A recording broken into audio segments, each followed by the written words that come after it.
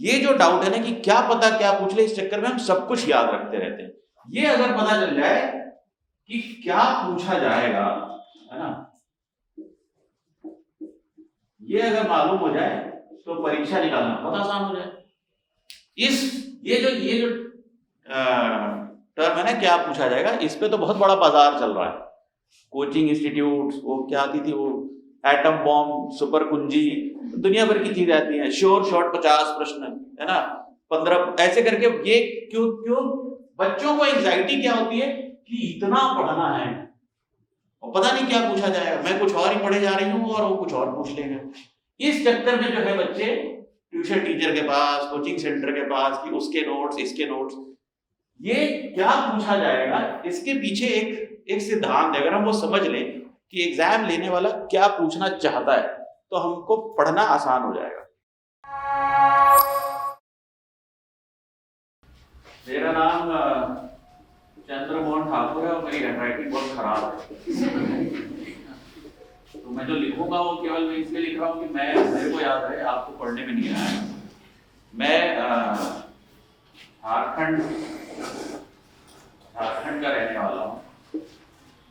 झारखंड में एक शहर है बोकारो, वहाँ का रहने वाला हूँ मैं। अपनी पहली स्कूलिंग की शुरुआत जो है वो बोकारो के एक सरकारी स्कूल से हुई थी। मैं 10वीं तक बोकारो में सरकारी स्कूल में पढ़ता था और मैं पढ़ने में अच्छा विद्यार्थी था। तो 10वीं में मैं अपने सरकारी स्कूल का टॉपर था और 10वीं टॉप करने के बाद शहर का जो सबसे अच्छा प्राइवेट स्कूल था वो दिल्ली पब्लिक स्कूल बोकारो थे। 11वीं 12वीं मैंने उस स्कूल से की। जब पढ़ने में जो अच्छे बच्चे होते थे उस समय में ये था कि आप इंजीनियरिंग कर लो, तो इसलिए हमने इंजीनियरिंग कर ली। तो मैं 2002 में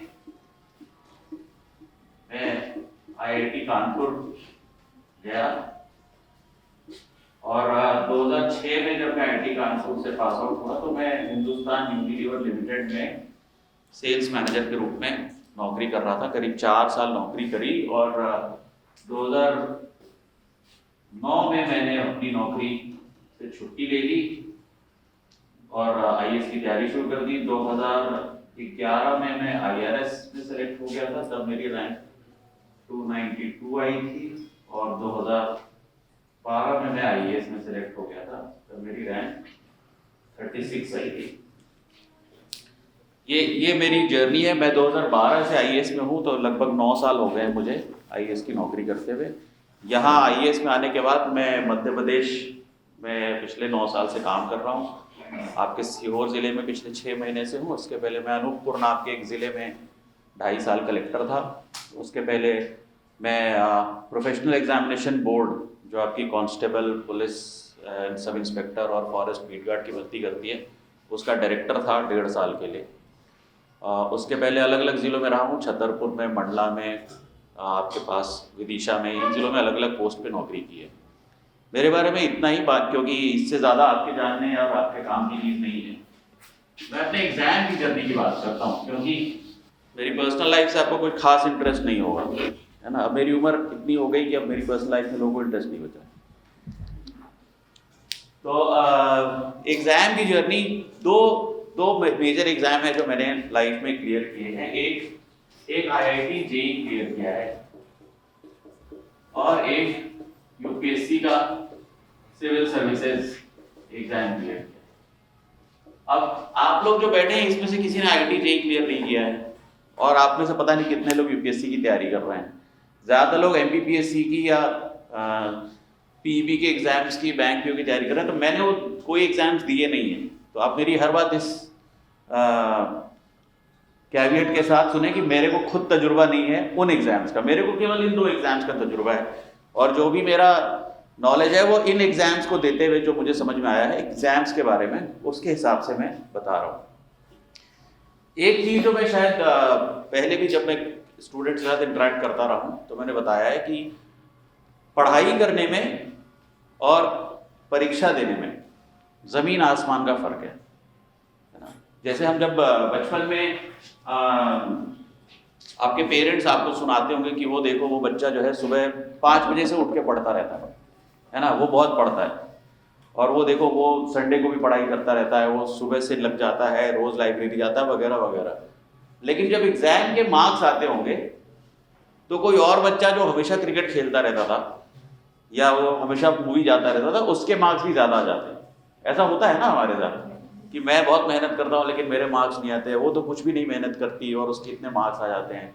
बहुत बार हम क्लास में कहते हैं कि उसकी शक्ल देख के टीचर नंबर दे देता है, या हमारे नंबर कम आते हैं तो हमसे नफरत करता है इसलिए हमारे नंबर काट लेता है।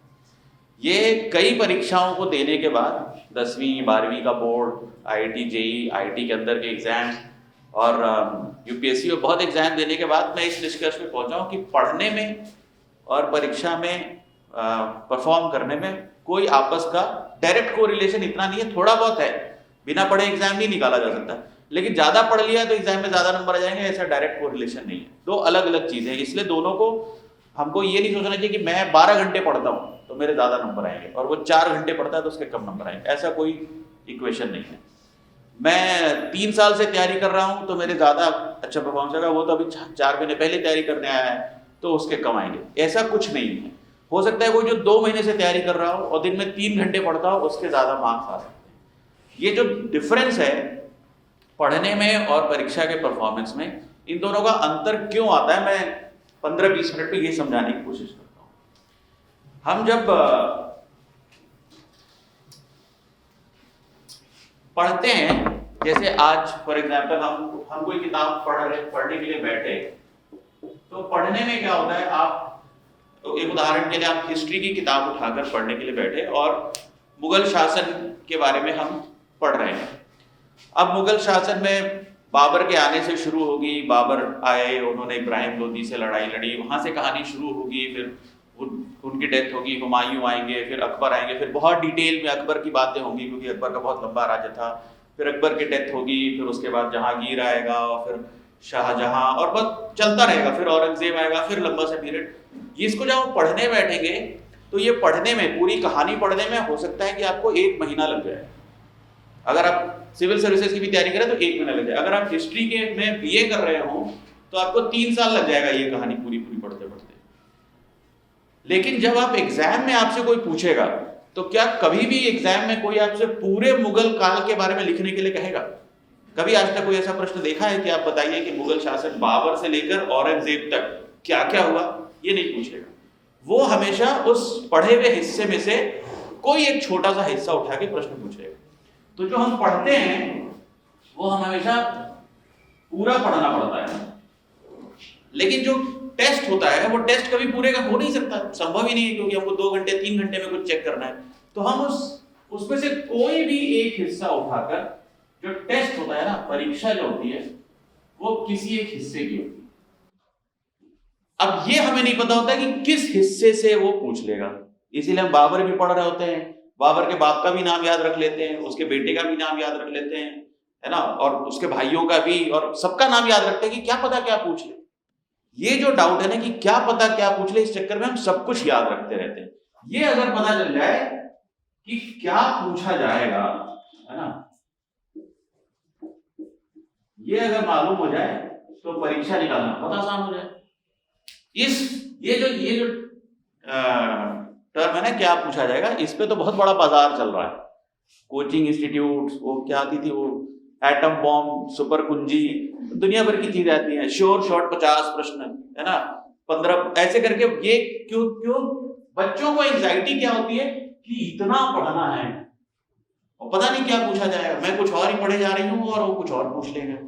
इस चक्कर में जो है बच्चे ट्यूशन टीचर के पास, कोचिंग सेंटर के पास, कि उसके नोट्स, इसके नोट्स, ये क्या पूछा जाएगा, इसके पीछे एक सिद्धांत है। अगर हम वो समझ लें कि एग्जाम लेने वाला क्या पूछना चाहता है तो हमको पढ़ना आसान हो जाएगा।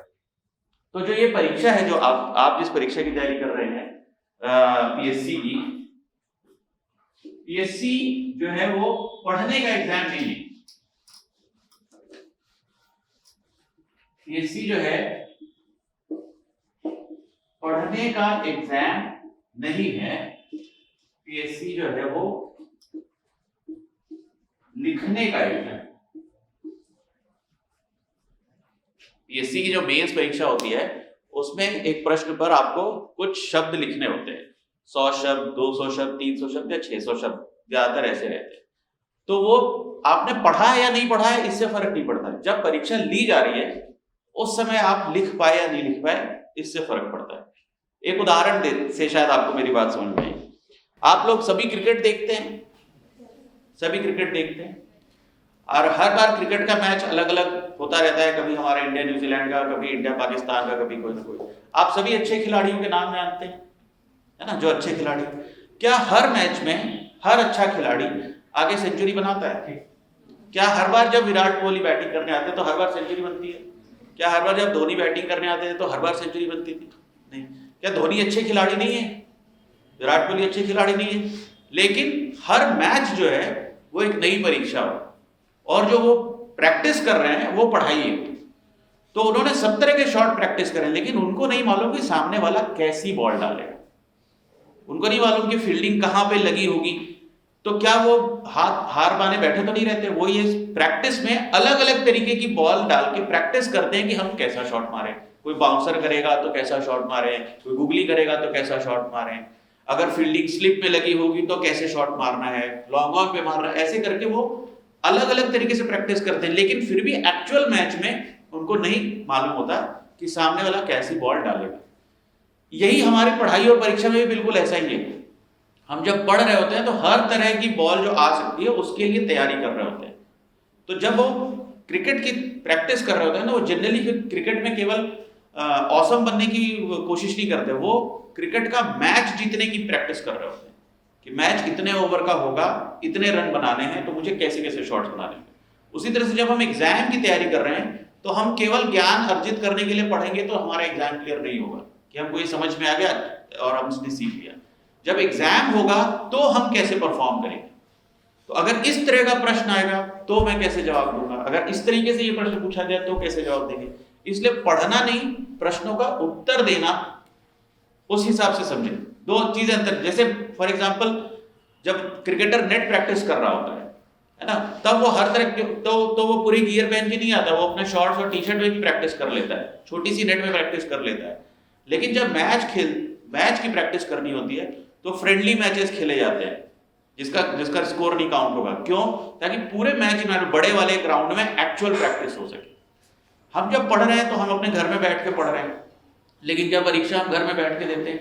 नहीं देते। हम जब पढ़ रहे होते हैं तो हमारी सहूलियत से हम रात को 10 बजे उठ के पढ़ते हैं, सुबह 6 बजे पढ़ते हैं, दोपहर 2 बजे पढ़ते हैं। जब हमको सहूलियत होती है हम तब पढ़ते हैं। क्या परीक्षा हमारी सहूलियत के समय से होती है? परीक्षा किसी और के टाइम से होती है।